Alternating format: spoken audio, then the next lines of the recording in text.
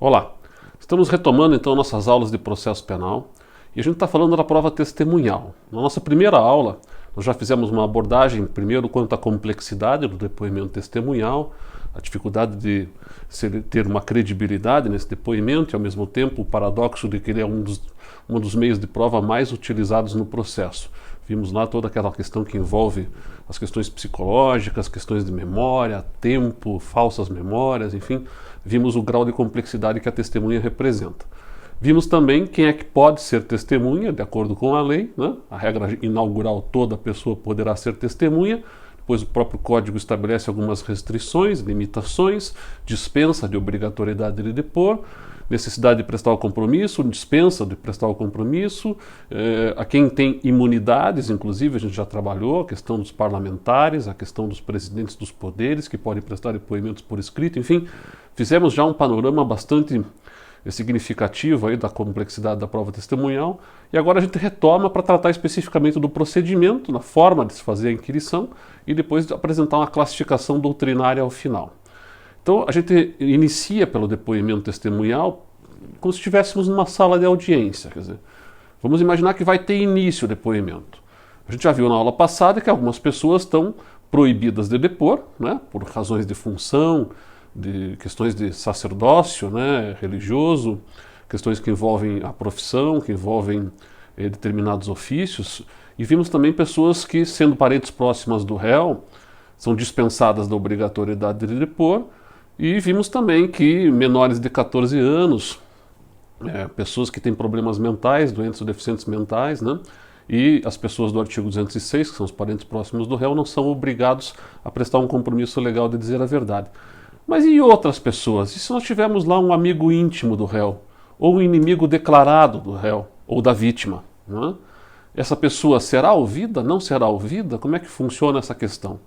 O Código de Processo Penal ele é mais restrito, né? A gente já viu na aula passada, em relação a outros diplomas normativos, como, por exemplo, o Código de Processo Civil ou mesmo a legislação trabalhista. Aqui a ideia é que só os parentes próximos do réu, os menores de 14 anos, os loucos e deficientes mentais, né, é que teriam a condição de não prestar um compromisso legal de dizer a verdade. Não encaixando nessas figuras todas, e sendo alguém que seja amigo próximo ou inimigo declarado, presta o compromisso legal de dizer a verdade. O que dá para fazer, e o Código prevê, é no início do depoimento, a parte se manifesta, aquela que tem o interesse de retirar um pouco mais da credibilidade do depoimento daquela pessoa que vai servir como testemunha, fazer a chamada contradita. Isso é previsto no Código de Processo Penal no artigo 214. Só que a contradita aqui, diferente do processo civil, ela é mais limitada, como a gente estava falando, né? O que diz o artigo 214? Antes de iniciado o depoimento, as partes poderão contraditar a testemunha ou arguir circunstâncias ou defeitos que a tornem suspeita de parcialidade ou indigna de fé. O juiz fará consignar a contradita ou arguição e a resposta da testemunha, mas, e aí que está a diferença, né? Só excluirá a testemunha ou não lhe deferirá o compromisso nos casos previstos nos artigos 207 e 208, que são as pessoas que estão proibidas de depor e aquelas que são dispensadas da obrigatoriedade de prestar um compromisso legal de dizer a verdade, que a gente já falou aqui quais são. Então, fora disso, eu alerto o juiz, a contradita no processo penal em relação a um amigo próximo, por exemplo, ou uma pessoa que já tem um histórico, vamos imaginar, de prestar falso testemunho, já foi até condenada por falso testemunho no outro processo. Bom, ela vai ser ouvida neste processo, contraditada, mas vai prestar o compromisso legal de dizer a verdade. E se mentir de novo, responde por falso testemunho. O mesmo se dá em relação ao amigo próximo ou inimigo declarado, seja do réu, seja da vítima. Prestam um compromisso legal de dizer a verdade, se mentirem, respondem por falso testemunho. Então é muito importante entender que há uma diferença aqui, né, tá? Em relação a outros diplomas que até excluiriam o depoimento dessa pessoa. No processo penal ela depõe, presta o compromisso legal e responde por falso caso minta. Então para que serve essa contradita? Você vai me perguntar. Bom, serve para que se eu tenho uma das hipóteses do 207 e do 208, eu afaste o depoimento ou retire a necessidade da obrigatoriedade daquela pessoa depor. E nos demais casos, para que serve? Serve para alertar o juiz. sei se estão recordados, quando a gente trabalhou de teoria geral da prova, os momentos da prova, né? Eu disse que tem o primeiro momento que é do requerimento, o segundo que é da admissibilidade, o terceiro que é da produção e o quarto que é da valoração. Então interessa aqui justamente para esse quarto momento, da valoração. Quando o juiz for valorar o depoimento da testemunha, estando ela contraditada, aquela contradita, aquele registro lá, que é, olha, cuidado juiz, é um alerta, né, para que o juiz então leve aquele depoimento em conta, mas leve com reservas, com o cuidado, né, fazer uma verificação em relação a todo o conjunto probatório, e não leve em conta aquele depoimento como sendo uma prova única, exclusiva, cabal, para levar a uma decisão, seja para condenar, seja para absolver. A gente tem muito problema envolvendo prova testemunhal, né? Imagina que tem pessoas que já se identificou, né? Pessoas que são profissionais da testemunha. Eu fiz menção a um autor do Rio Grande do Sul, Nilo Bairros de Brum, numa dessas aulas anteriores, e me lembro de novo aqui do texto do Nilo Bairros de Brum, quando ele alerta para escritórios de advocacia que tem, aspas, a expressão é dele, viveiros de testemunhas, né? É uma pessoa que é um profissional que é contratado para depor. É tão sério esse problema, porque eu estou me lembrando também que a Justiça Federal chegou a desenvolver um software para cadastrar as testemunhas e fazer uma varredura para ver se aquela pessoa já não depôs em algum outro processo. Para ver se aquela pessoa não é, às vezes, um ator que é contratado para chegar na última hora e dizer, eu estava lá, eu vi, não foi nada disso, tal, e criar uma dúvida na cabeça do juiz. Então a gente tem que ter sempre um cuidado, né? Se você tem esse tipo de informação, você faz a contradita. Não retira o depoimento, mas alerta o juiz quanto ao cuidado que ele deve ter na valoração desse depoimento, certo? Bom, outras questões importantes também. Pode acontecer da testemunha se sentir humilhada ou ter um temor ou se sentir constrangida pela presença física do réu na sala de audiência. O que prevê o Código a esse respeito, no artigo 217? Se o juiz verificar que a presença do réu poderá causar humilhação, temor ou sério constrangimento à testemunha ou ao ofendido, que é a vítima, de modo que prejudique a verdade do depoimento, fará a inquirição por videoconferência.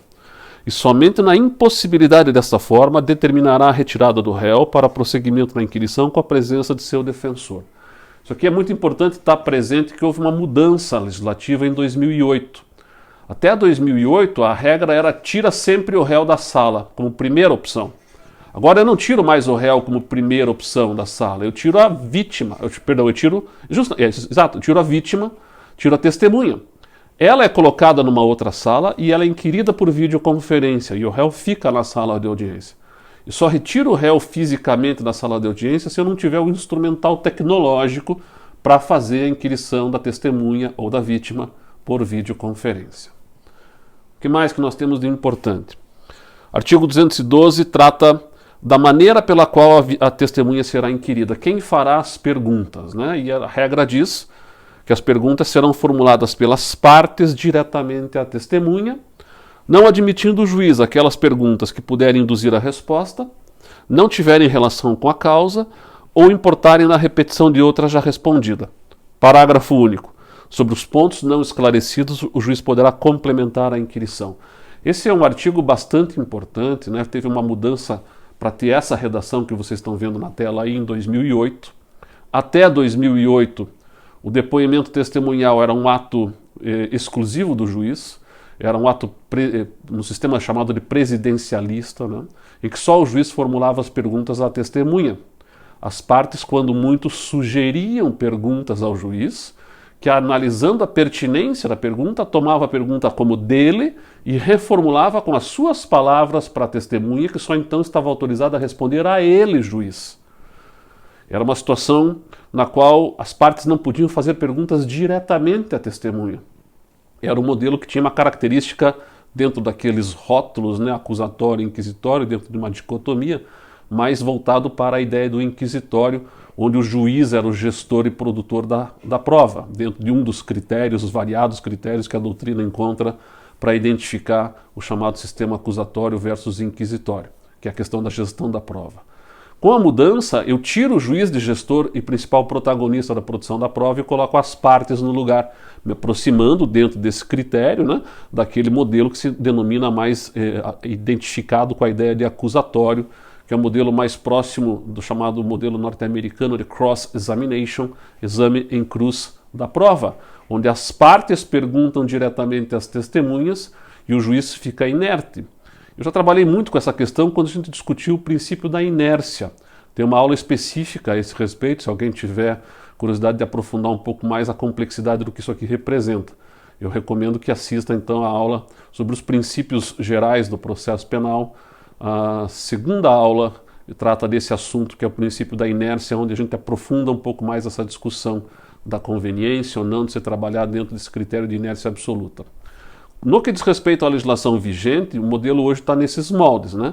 E ele foi alterado justamente para evitar os problemas psicológicos, psicanalíticos, dependendo do olhar, que o protagonismo do juiz na condução da prova possa representar.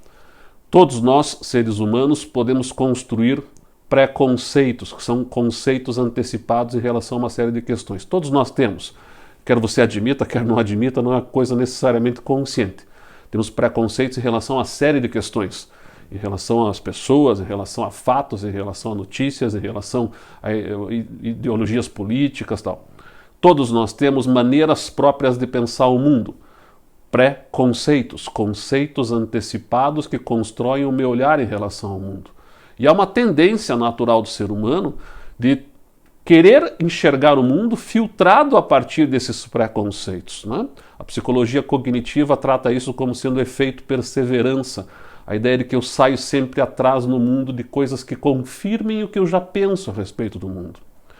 Então, naquela aula que eu me referi, do princípio da inércia, eu fiz menção ao professor Franco Cordeiro e à doutrina do Franco Cordeiro, que é um professor italiano, que tratando de modelos de processo da Idade Média, enxergou num determinado modelo a presença de um juiz solitário, sem partes, sem contraditório, sem ampla defesa, fazendo tudo sozinho, produzindo a prova e julgando.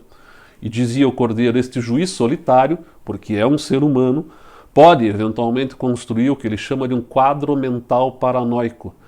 Quadro mental paranoico, não é um quadro, um recorte, um flash, um olhar circunstanciado em relação ao fato, cuja hipótese mental construída sobre o fato prevalece em relação ao próprio fato.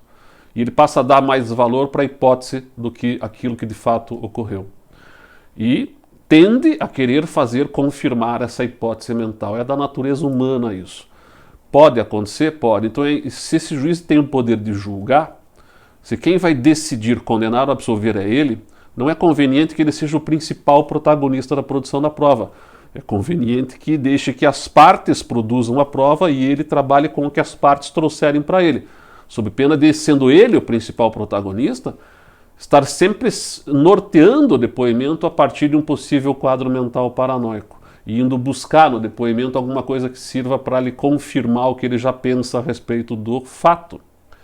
Se as partes atuam predominantemente, elas minimizam a possibilidade de que o que vai prevalecer na sentença seja aquela hipótese mental que o juiz construiu, por vezes até dissociada da própria realidade.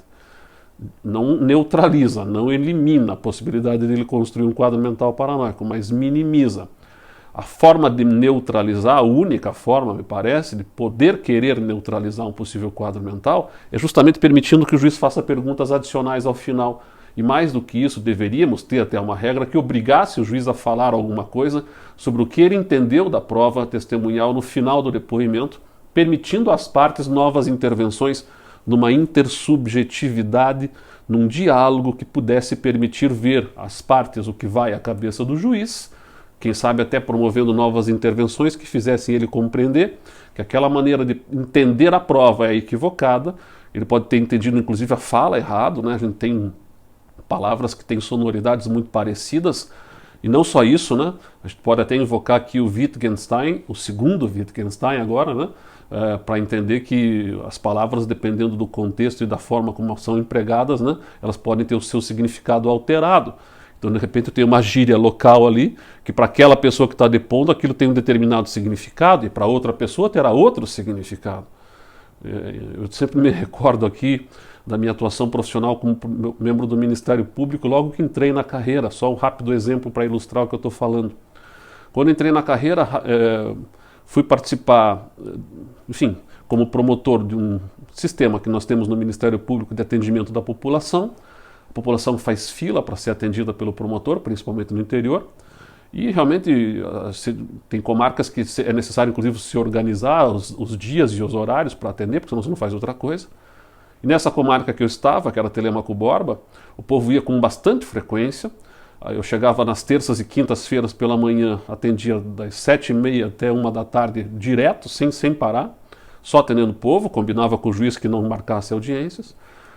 E eu já tinha atendido muita gente quando de repente entra no gabinete, aqueles gabinetes de 20 metros quadrados, né, 2 famílias inteiras, com, enfim, pai, mãe, e dois guris, 2 adolescentes, um casal de adolescentes, um menino e uma menina. E de repente um dos pais, um dos presentes adultos ali, vira para mim e disse: doutor, estamos aí com um problema. Eu disse o que é, querendo agilizar o atendimento e tal. E o sujeito disse: doutor, os 2 aqui fugiram. E eu olhei para os guris estavam ali já, e disse: bom, pensei comigo na hora, né?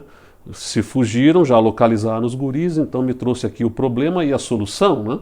E resolvi dar uma lição de moral nos guris. Comecei a falar: olha, não me fujam mais de casa, vocês devem ter sentido a dificuldade que é, né, viver na rua. Era julho, aqui no Paraná é muito frio em julho, né? Vocês devem ter sentido frio, quem sabe fome até, né? Já sentiram... E comecei a dar uma lição de moral. Quando de repente o adulto representante daquelas 2 famílias se vira para mim: doutor, o senhor não entendeu, doutor, eles fugiram. E eu disse: entendi perfeitamente, estou dizendo para eles que não fujam mais da dificuldade que devem ter vivido. Doutor, o senhor não entendeu, doutor, eles fugirão. E eu disse: eu entendi. O fato é que ficamos naquele embate e de repente ele fez um gesto com as mãos. Disse: olha, doutor, eles fugiram e nós precisamos casar os 2. E aí é que eu fui entender. Porque para mim, que sou nascido e criado em Curitiba, fugir é um adolescente revoltado com a vida e com o mundo, que mete uma trouxa nas costas e sai no mundo. Ali no interior do Paraná, e não muito distante de Curitiba, 270 quilômetros da cidade, você tem o termo fugir sendo empregado como um outro significado. Fugir ali, para aquelas pessoas, naquele contexto, era manter relação sexual. Que eu só fui entender porque dialoguei, porque intersubjetivamente troquei informações com o sujeito. Então imagine que eu fosse um juiz que tivesse que julgar um caso que envolvesse aquilo, e eu tivesse que ser absolutamente inerte. E de repente a parte pergunta para a testemunha: você fugiu? Ela diz: fugi. Isso é bom, mas já localizaram. O que eu julgaria? Eu julgaria: bom, extingo o processo sem julgamento de mérito, porque perdeu o objeto, a pessoa que estava foragida já foi localizada. E agora imagine o sujeito lendo a minha sentença e dizendo: pô, mas que idiota, não entendeu nada do caso, fugir aqui não quer dizer isso, fugir quer dizer outra coisa. Bom, eu entendi de um jeito, se eu não posso fazer intervenções, ele não vai perceber que eu entendi errado, e não percebendo que eu entendi errado, e eu também não acho que estou entendendo errado, só vai aparecer a minha forma errada de entender na sentença. Bom, aí você perdeu um momento de me iluminar, de iluminar o julgador, né? De fazer o julgador entender e compreender melhor o significado da fala da testemunha no presente da audiência, e não na sentença, porque aí você perdeu, aí só um recurso, né? De olhe lá. Enfim, tudo isso para explicar que isso aqui tem uma complexidade um pouco maior, né? Tá? É uma regra importante, a mudança foi importante, é importante que seja observado. Nem sempre os juízes observam. De repente alguém que está nos assistindo vai dizer: ah, mas eu faço estágio lá numa vara criminal e lá o juiz faz as perguntas primeiro. Infelizmente, alguns operadores do direito ainda não entenderam a importância da mudança dessa regra, de fazer o deslocamento do juiz de principal protagonista para um protagonista secundário.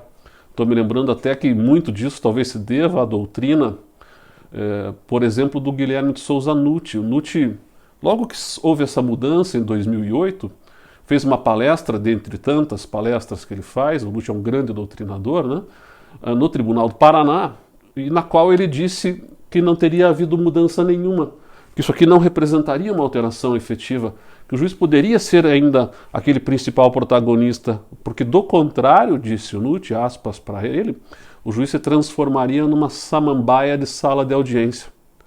E essa expressão, curiosamente, samambaia de sala de audiência, vai aparecer num acórdão do Tribunal do Paraná, no primeiro acórdão que julga discussão envolvendo a mudança legislativa em 2008. E o Tribunal do Paraná invoca essa palestra do Nutti dizendo: olha, do contrário, o juiz se transformaria numa samambaia de sala de audiência. Veja, referência, talvez porque não tenha entendido a complexidade do porquê que houve essa mudança, né? O fato é que ainda temos juízes que fazem dentro desse modelo, está errado. O próprio Supremo Tribunal Federal já disse que não observar essa regra implica num erro. O problema é que o Supremo diz está errado, mas não enxerga um prejuízo e não anula. Entende que isso aqui seria nulidade, a não observância desta regra implicaria numa nulidade relativa, quando na verdade o prejuízo muitas vezes é indemonstrável, porque ele é de natureza psicológica. Então seria importante que se firmasse uma jurisprudência diferente dessa que nós temos hoje, que relativiza a necessidade de observar essa regra, para que nós pudéssemos avançar para um melhor modelo de processo. Não interessa o rótulo acusatório, inquisitório, eu não gosto muito dos rótulos, os rótulos às vezes aqui te impedem de enxergar além da própria dicotomia, mas um modelo que diminua a discricionariedade do intérprete. Isso sim é uma coisa importante para o processo penal, para um processo penal democrático, diminuição da discricionariedade do julgador. E a maneira pela qual isto melhor se organiza é estruturando o processo com as partes sendo as principais protagonistas, mas permitindo um momento de diálogo, permitindo uma intersubjetividade. Do contrário, a gente não consegue eventualmente neutralizar um possível quadro mental paranoico que o juiz tenha construído na sua cabeça. Enfim, eu teria que me aprofundar mais nisso aqui, remeto àquela aula do princípio da inércia, lá talvez esteja um pouquinho mais detalhado o que eu estou querendo dizer em torno desse assunto. No modelo que nós temos hoje vigente, a regra é boa, né, e deve ser observada. Também temos aqui a necessidade do depoimento ser prestado oralmente, né, não sendo permitido a testemunha trazê-lo por escrito. Então não adianta a testemunha chegar e dizer, já trouxe o depoimento por escrito para facilitar. Só quem pode prestar por escrito são os presidentes dos poderes. A gente já viu isso aqui na aula passada, né? O presidente da República, o vice-presidente da República, o presidente do Senado, da Câmara dos Deputados e do Supremo Tribunal Federal. Estes têm a opção de receber perguntas por escrito e responder por escrito. De resto, não. Tem um detalhe. É permitido que a testemunha faça consulta a apontamentos. Uma colinha, né? Uma espécie de uma cola, ela pode trazer no depoimento para consultar. De repente ela diz, olha, tem coisas que eu acho que são importantes que sejam ditas, eu não posso me esquecer, mas eu estou tão nervoso, diz a testemunha, que eu vou anotar aqui para não me perder. Não tem problema que ela consulte, só que o depoimento é oral, certo? O juiz não permitirá que a testemunha manifeste suas apreciações pessoais, salvo quando inseparáveis da narrativa do fato. Isso aqui também tem uma complexidadezinha, né?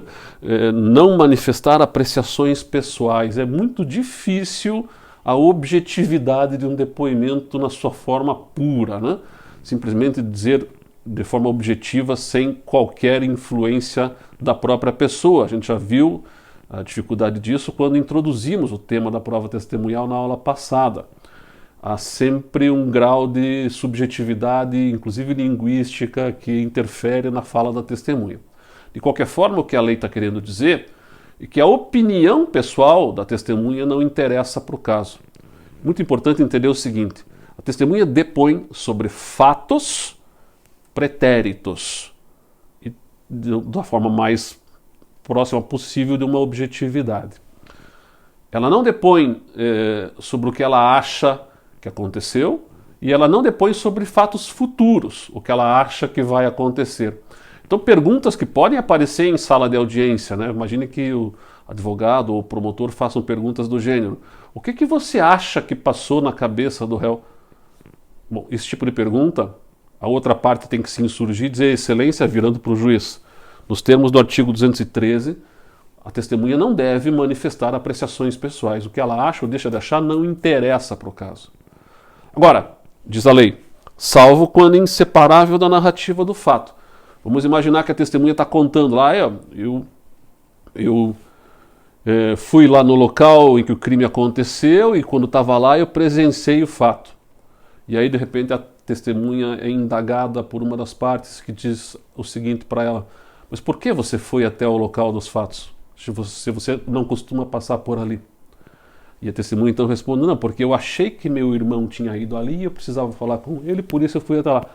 Veja que é um achismo, mas é um achismo indissociável da narrativa do fato. Não tem como eu contar por que eu fui até aquele lugar, sem contar que eu achei alguma coisa que me moveu a caminhar até aquele lugar. Então, quando for indissociável da narrativa do fato, não tem problema. Quando for uma opinião pessoal dissociada da narrativa, sem qualquer relação com o fato, opiniões pessoais, o que a testemunha acha, deixa de achar, não interessam. E muito menos ainda sobre o futuro, né? O que será agora do réu? O que será agora da vítima?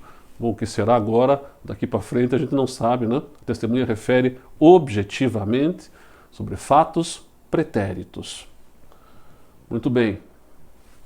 Temos aqui um outro regramento importante, né? Sempre que possível, o registro dos depoimentos do investigado, indiciado, ofendido, testemunhas, será feito pelos meios ou recursos de gravação, magnética, estenotipia, digital ou técnica similar, inclusive audiovisual, destinado a obter maior fidelidade das informações. Olha aí a tecnologia nos auxiliando.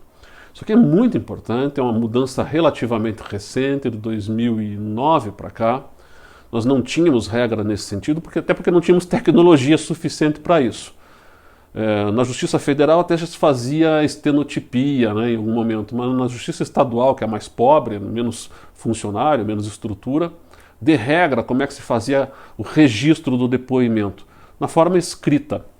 Testemunha contava a sua versão, o juiz anotava no papel os dados mais relevantes e o juiz ditava para o escrivão anotar no papel um resumo da fala da testemunha. Ou seja, entre o que a testemunha disse e o que o juiz disse para o escrivão anotar que ela disse, ia uma distância muito grande. Muita coisa se perdia, a emoção então nem se fala, né? Tudo virava coisa morta, coisa fria, e você tinha que trabalhar com aquele papel onde estava lá escrito, e às vezes escrito de forma errada, porque o escrivão às vezes, na hora do juiz ditar, o juiz falava uma palavra, o escrivão anotava outra, mudava o sentido, uma vírgula errada no lugar errado, muda o sentido da frase. Era muito ruim a qualidade da prova testemunhal, principalmente para ser apreciada nos tribunais. Imagine o desembargador pegando em grau de recurso papel para ler transcrição de fala de testemunha toda desconectada, toda, enfim, sem muita fluidez, né, no texto e tal. A tecnologia veio aí para melhorar bastante a qualidade da prova testemunhal, porque agora eu tenho gravado o rosto da testemunha, eu consigo sentir a emoção da testemunha, eu consigo olhar no olho da testemunha, ainda que no plano virtual. Melhora muito a qualidade, porque não se perdem as entonações da fala, não se perdem as frases inteiras, né? O legislador tinha até uma preocupação nessa questão aqui, na redação tradicional, vamos chamar assim, que ainda está vigente no código, dizendo que na redação do depoimento, naquele modelo em que ele põe tudo no papel, né, o juiz deverá cingir-se tanto quanto possível às expressões usadas pelas testemunhas, reproduzindo fielmente as suas frases, tal, reduzindo a termo, depois fazendo assinar. Veja, o juiz às vezes colocava entre aspas, mas havia certa dificuldade de fazer a frase perfeitamente dita pela testemunha no contexto, tal. Como eu disse, o depoimento gravado, né, em áudio e vídeo melhorou muito a qualidade e é o ideal, né? O ideal é que se faça sempre assim. Bom, essas são as questões procedimentais. A gente vai tratar agora de uma classificação doutrinária para fechar o tema da prova testemunhal.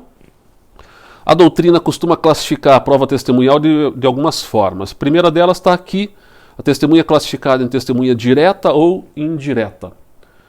Meio óbvia a classificação. Testemunha direta é aquela que teve contato com aquilo que está referindo. Ela presenciou o fato, essa seria uma testemunha presencial. O senhor viu? Vi. Então nos conte o que viu. Testemunha indireta, não teve contato direto com o que está referindo. É a testemunha por ouvir dizer. O senhor viu o fato? A testemunha diz, não, não vi, mas me contaram que foi assim. O senhor viu o fato? Não, não vi, mas fiquei sabendo que foi assado. Essa testemunha por ouvir dizer, nós admitimos no processo brasileiro. Cuidado, porque nem todos os modelos processuais aí trabalham com admissão de prova por ouvir dizer, como é o caso, por exemplo, já que está muito difundido filmes norte-americanos, né? Nos Estados Unidos eles não admitem a hearsay witness, né? Testemunha por ouvir dizer. Lá não é válido esse tipo de depoimento. nós aqui admitimos. Testemunha também pode ser classificada doutrinariamente em testemunha própria ou imprópria. Qual é a diferença? Testemunha chamada de própria pela doutrina é a testemunha que sabe alguma coisa do fato. E aí é interessante de observar o seguinte: a classificação anterior ela não é excludente dessa aqui, elas se complementam. Eu posso ter uma testemunha própria direta ou própria indireta. Ela será própria se ela souber alguma coisa do fato, seja por ter presenciado, seja por ter ouvido dizer. Mas ela é chamada de testemunha própria se ela sabe alguma coisa do fato.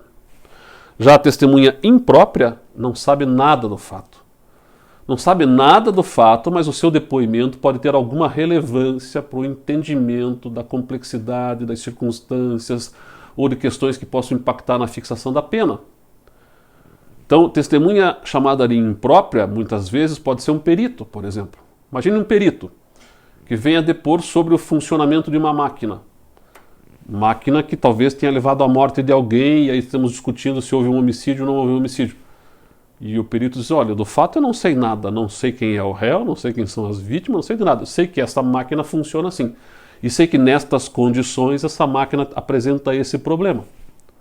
Bom, o depoimento daquele perito é um depoimento que pode servir para entender a dinâmica do crime. Então ela é uma testemunha imprópria. Nós vamos ouvi-la, ela tem uma importância, ainda que ela não saiba nada do fato em si. Outra testemunha imprópria muito frequente no processo penal, também chamada de testemunha abonatória de conduta, ou beatificadora, como dizem alguns doutrinadores, né? Testemunha abonatória de conduta ou beatificadora é aquela testemunha que vem dizer sobre o réu. Do fato ela não sabe nada, mas e o réu? Gente boa, brother, nunca fez nada de errado, acho que é a primeira vez que se envolveu numa confusão. Se a testemunha vem lá para dizer da boa índole do réu, qual é a importância desse depoimento, já que eu não julgo mais, não temos mais um direito penal de autor? É que a gente tem alguns resquíciozinhos ainda no discurso de direito penal de autor, por exemplo, na fixação da pena base. Em caso de condenação, na fixação da pena base, o juiz terá que levar em conta, dentre as 9 circunstâncias judiciais do artigo 59 do Código Penal, personalidade, conduta social do réu. É claro que os tribunais vêm cada vez mais dizendo que o juiz não teria condições de dizer da personalidade ou da conduta social, já tem decisões dizendo que seria inconstitucional e tal, mas ainda está na lei, ainda não tem interpretação sumulada em torno desse assunto. Se amanhã ou depois retirar-se da lei a possibilidade do juiz valorar a personalidade e conduta social, ou vier o Supremo baixar uma súmula vinculante e dizer, olha, não é mais possível fazer valoração disso, perderá sentido arrolar testemunhas abonatórias de conduta.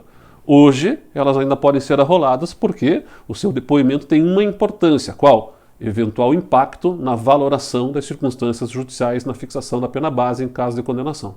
É só para isso que serve. Do contrário, não teria sentido. Por fim, uma última classificação, e aqui tem que tomar um pouquinho de cuidado, porque é uma divergência teórica na doutrina. A classificação ela faz um contraponto entre o que se chama de testemunha versus informante, de um lado, ou, dependendo do autor, do que se chama de testemunha numerária versus testemunha informante do outro lado. As duas classificações usam qual critério? O mesmo critério. Prestar ou não prestar compromisso legal de dizer a verdade. O critério é esse. Se a pessoa que vai ser ouvida presta um compromisso legal de dizer a verdade, para alguns doutrinadores ela é uma testemunha. E para outros, ela é uma testemunha numerária. Por que numerária? Porque está dentro do número legal de testemunhas que eu posso arrolar dependendo do rito, né? A gente já viu isso aqui. Rito comum ordinário 8, rito comum sumário 5, rito sumaríssimo 3. E se ela não presta compromisso legal, bom, ela é chamada de informante. Ou de testemunha informante. Aí que fica muito paradoxal, porque essa classificação exclui essa aqui, né? Essa aqui, primeira, ela diferencia testemunha de informante, dizendo que não, informante não presta compromisso legal, e testemunha presta compromisso legal. Já a outra classificação, e o outro grupo de doutrinadores, diz que o informante é também ele uma testemunha, apenas uma testemunha que não presta o compromisso legal de dizer a verdade, mas também chamado de testemunha. Essa classificação aqui, ó, que fala em testemunha numerária versus testemunha informante, me parece mais técnica. Agora, a mais usual no cotidiano dos processos é essa aqui. E é mais provável que num exame da ordem, ou coisa que o valha, se for se trabalhar dentro de algum critério que envolva essa discussão, se trabalha com este critério que diferencia o informante da testemunha. Isso aqui é mais usual no dia a dia. De repente está numa audiência, o juiz pergunta: doutor, é testemunha ou é informante? Querendo saber se a pessoa que está ali para ser ouvida presta ou não presta o compromisso legal de dizer a verdade, de acordo com os critérios da lei que nós já vimos, né? Para ser informante, tem que ser aquele que seja parente próximo do réu, né? Ou menor de 14 anos, ou deficiente ou doente mental, né? De resto, as pessoas são testemunhas, prestam compromisso legal de dizer a verdade. Então, nossa aula sobre as testemunhas, a gente encerra aqui a segunda aula, encerra o tema da prova testemunhal. Espero que tenha ficado claro, né? Principalmente aquela questão que envolve o artigo 212. Repito, se não ficou claro, recomendo que você dê uma olhada na aula sobre princípios do processo penal, na segunda aula, onde eu trato especificamente do princípio da inércia da jurisdição e onde eu discuto um pouco mais essa questão da participação ou não do juiz como um ator secundário da produção da prova testemunhal. Por hoje é isso, então, obrigado e até a próxima.